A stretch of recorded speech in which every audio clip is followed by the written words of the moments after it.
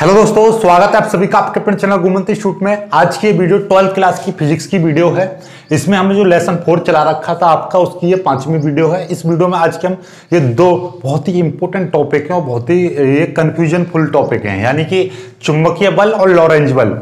कोई कहता है कि एक ही होते हैं, कोई कहता है इनमें अंतर होता है, कोई किताब में क्या लिखा हुआ है, ये सब के बारे में डिस्कस करेंगे आज हम। तो यानी कि इन दोनों टॉपिकों को बहुत अच्छे से कंप्लीट करेंगे, ठीक है।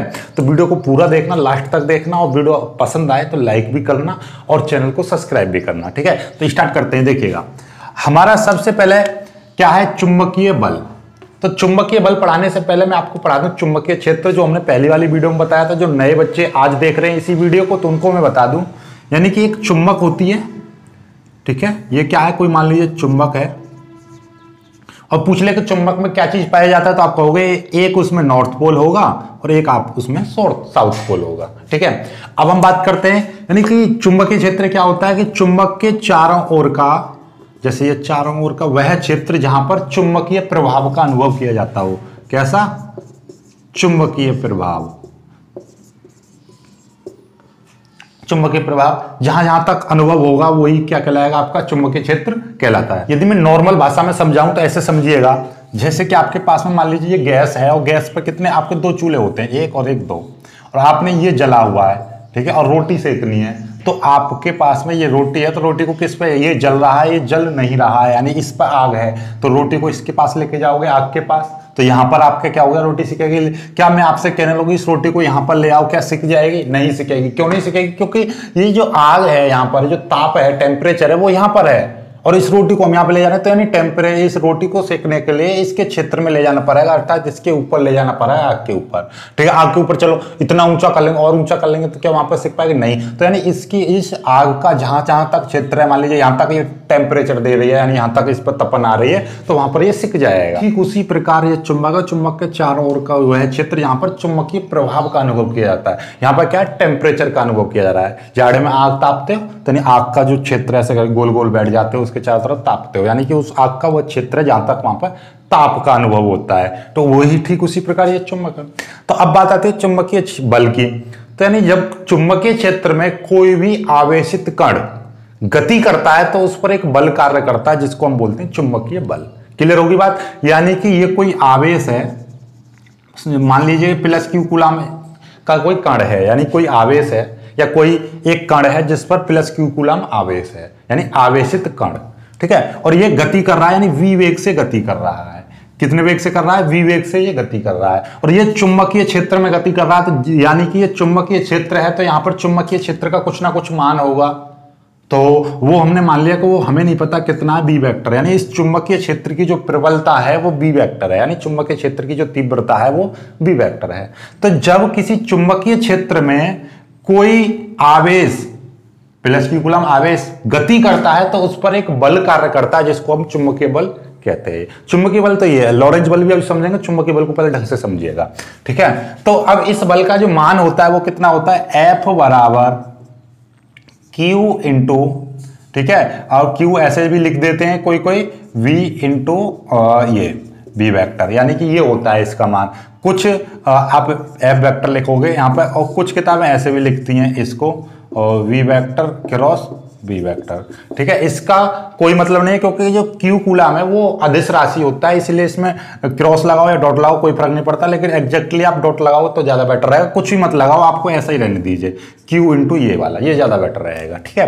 ये तो अब ये क्या है, ये इसमें हमेशा क्रॉस प्रोडक्ट लगानी है, इसमें ये नहीं कर देना है, ठीक है, क्योंकि इसमें अंतर होता है। क्या अंतर होता है वो हम बताते हैं कि F वेक्टर बराबर ये Q है और V वेक्टर, यानी कि आपने ये चीज पढ़ी थी 11वीं क्लास में कि A vector cross B vector, दो सदिशों का सदिश गुणन क्या होता है, AB साइन थीटा होता है, और A vector dot B vector बराबर क्या होता है, AB कॉस थीटा होता है, ये होता है, ठीक है। और मैं यदि और इसके डीप में जाऊं तो ये एक्चुअली में यहाँ पर एक एन कैप और आता है, जो एक अंक सदिश होता है, जो इसकी दिशा को बताता है, यानी कि क्रॉस प्रोडक्ट की दिशा को बताता है। तो इतना ज्यादा हमें वेक्टर थोड़ी नहीं पढ़ाना है, जब वेक्टर हम मैथ में पढ़ाएंगे, जब सारा कुछ डिस्कस कराएंगे। अभी फिलहाल हमारे लिए इतने की आवश्यकता है कि ए क्रॉस बी बराबर क्या होता है, ए बी साइन थीटा। तो जस्ट उसी प्रकार ये क्या हो जाएगा, यानी वी बी साइन थीटा, ये आ जाएगा आपका।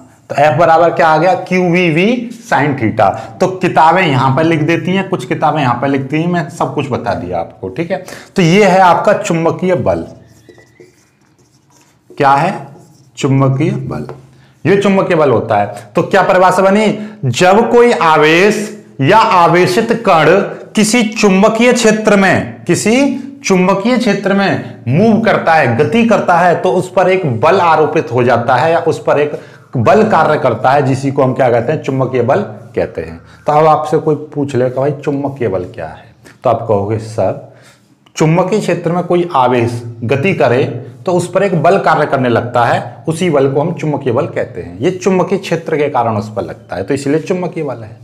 अब यहां से देखिएगा, चुंबकीय बल तो ये होता है, लेकिन कुछ किताबें क्या कर देती हैं, कुछ टीचर्स यही बता देते हैं कि चुंबकीय बल को ही लॉरेंज बल कहते हैं। कि ये ठीक भी है लेकिन गलत है, लेकिन गलत है एग्जैक्टली, यानी बेसिक से हम पूरी जानकारी करेंगे तो ये गलत बोला जाता है, यानी चुंबकीय बल को ही हम लॉरेंज बल कहते हैं। ये गलत बात है। कैसे, देखिएगा, ये केवल चुंबकीय बल है। लॉरेंज बल क्या होता है अब हम बताते हैं कि यानी कि ये चुंबकीय क्षेत्र है।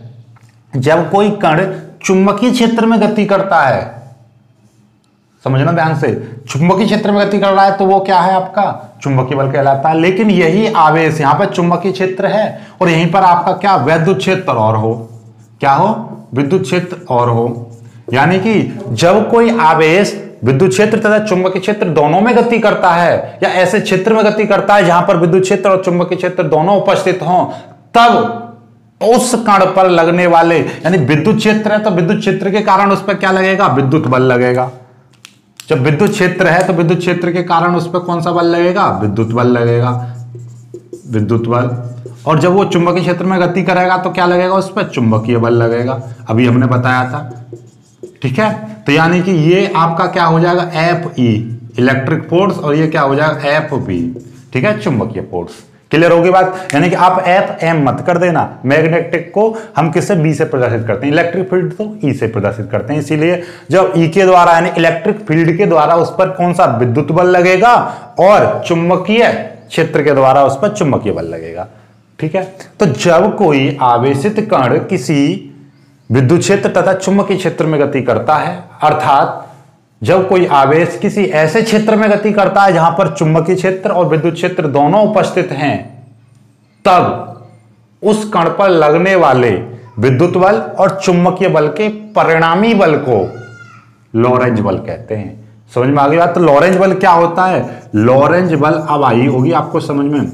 लॉरेंज बल जो होता है वो FE प्लस FB, यानी इन दोनों बलों का परिणामी बल होता है। अर्थात आपने विद्युत क्षेत्र की तीव्रता बराबर क्या पढ़ा था, विद्युत क्षेत्र की तीव्रता F बराबर E बराबर F/Q। तो F बराबर क्या हो जाएगा, Q इंटू विद्युत क्षेत्र की तीव्रता, आवेश इंटू विद्युत क्षेत्र की तीव्रता, तो Q इंटू ये E हो जाएगा प्लस, और F इसका मान ये रहा, Q और V vector cross B vector, ठीक है।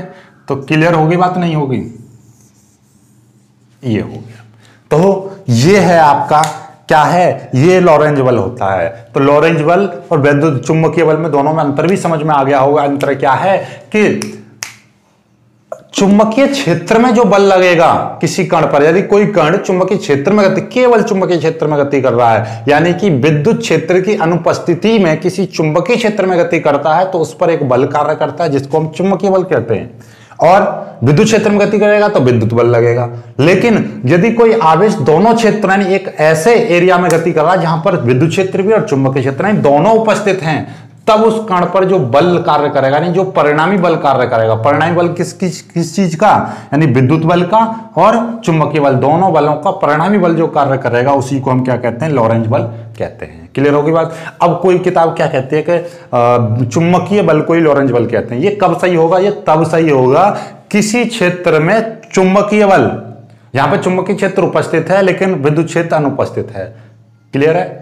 तो विद्युत क्षेत्र की अनुपस्थिति में चुंबकीय क्षेत्र में किसी गति करने वाले कण पर जो बल कार्य करता है उसको चुंबकीय बल कहते हैं, और उस क्षेत्र के लिए उसी को क्या कहेंगे, लॉरेंज बल कहेंगे। क्यों?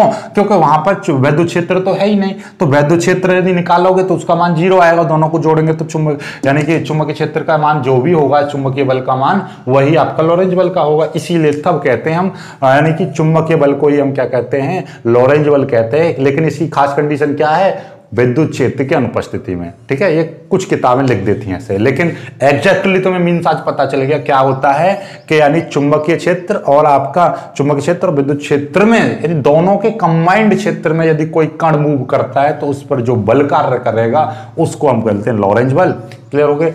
अब बात आ जाती है चुंबकीय बल की। यदि दिशा की हम बात करें तो चुंबकीय बल की जो दिशा होती है वो देखिएगा, ये देख रहे हैं, वी क्या है, गति।